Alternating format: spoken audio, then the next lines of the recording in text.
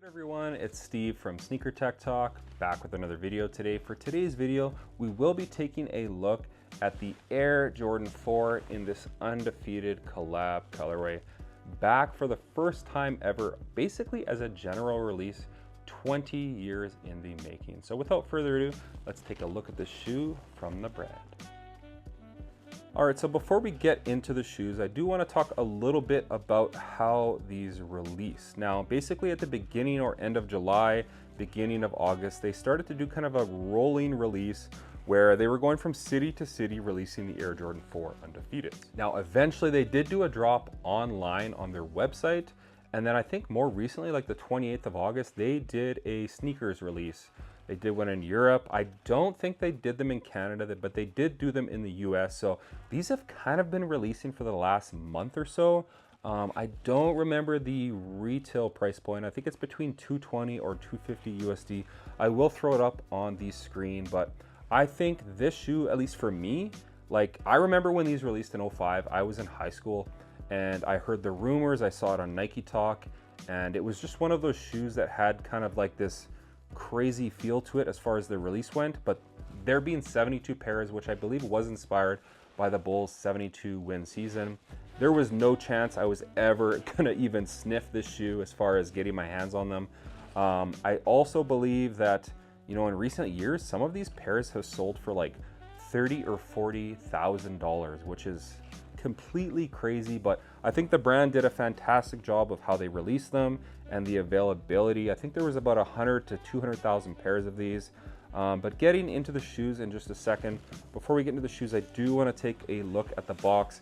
You do have that 2005 inspired Air Jordan 20-year anniversary. Obviously, with it being the 40th anniversary of Air Jordan and then the 20th anniversary of the shoe originally releasing, you are getting that silver box. You do have the size tag label here that does read Air Jordan 4 OG SP for special project in deep green, clementine, and black. Inside the box, you do get that Air Jordan paper with the Undefeated logos running throughout. The laces come laced with black laces, but they also come with the orange laces. And then you also get this little card here that has the Undefeated store from 2002, the La Brea location, and then it's kind of like a postcard on the back. So as far as the presentation, the brand did a fantastic job as far as the box goes. But getting into the shoes, and I do want to talk about this pair right here that is signed by Tinker Hatfield. I brought these on my trip to Portland. I knew he was going to be there and I had to get them signed. We'll talk about this pair in a minute, but talking about the Air Jordan 4 Undefeateds. Now, I have worn this pair a good 15 or 20 times thus far. Starting with the outsole, you do have that herringbone inspired traction pattern at the bottom of the Air Jordan 4. It is in a black, orange, and I don't think there's any green on this, but it's more of a black and orange. Now, as far as the midsole goes, you do have a polyurethane midsole and then a visible air sole unit at the heel, an encapsulated air sole unit in the forefoot. They're pretty much standard across the board. If you've worn an Air Jordan 4, that's what you can come to expect with the Air Jordan 4 Undefeated. The color of the midsole is kind of like this cream colorway, and then the airbag is an orange airbag, as you can see right here. The black rubber cup sole does wrap up the side, and then you do have some black painting right here. Now, as far as the upper of the materials, I think this upper is a pretty premium upper here. Now, there has been some people complaining that this color isn't quite the same as the 2005 pair, that they were darker. I know that the owners of the brand and the people that really put this shoe together this year, they said they did their best to really match the colors. I don't think it's a one-to-one, but I do think it's pretty close once you have them in hand, and the materials are pretty premium. The only issue that I've really seen with the materials is the QC, because for me, the couple pairs that I have, now that I got it swapped out, are holding up pretty nicely. As far as wear and tear, a little bit of creasing here at the toe box, but all things considered, I do really like the materials on this shoe.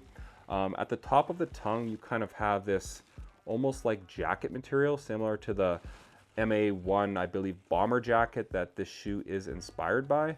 So keep that in mind. And you also have the patch that when you take the patch off, it does say rare air under the tongue.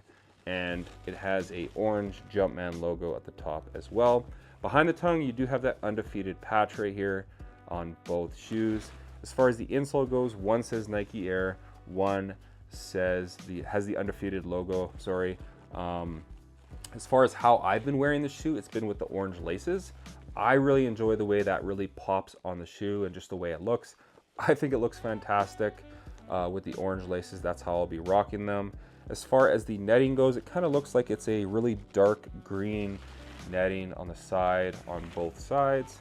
And then one thing that they did change up on this shoe is the back heel tab. So the originals had like a nubuck or suede heel tab and then a Jumpman logo. This year they went with the plastic heel tab and the Nike Air, and they did that on purpose to kind of differentiate things from the 2005 pair to these. And I'm not mad at it because I don't really care for the suede or nubuck heel tabs because they kind of wear down over time.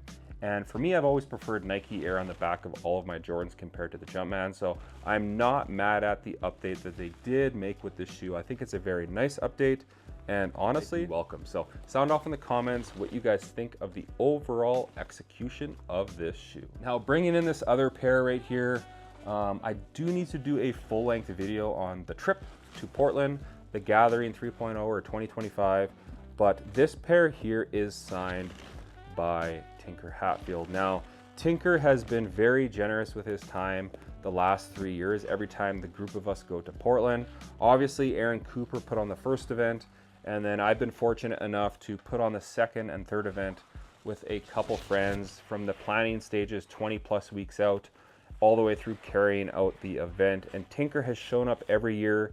He's hung out for several hours. He's done a couple talks with us at the front of the room. And then this year he kind of just did like a 20-minute speech with Aaron Cooper at the front of the room.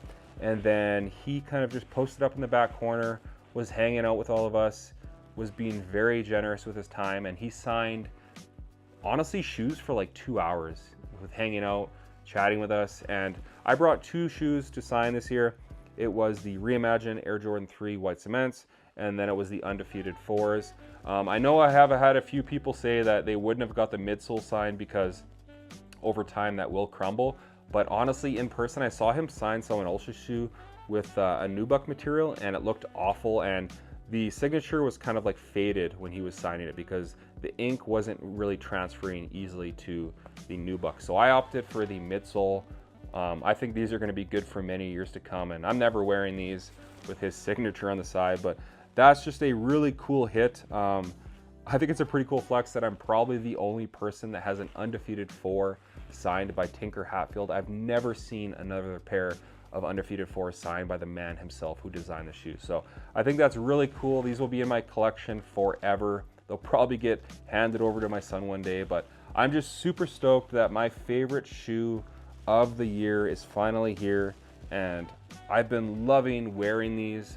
Sound off in the comments if you guys picked a pair up and if you've been wearing them. I know the resale has dropped a ton. Like originally when they first released at the end of July, they were going for like 900 Canadian. I think they're down to like 450 Canadian now, so the price point isn't bad.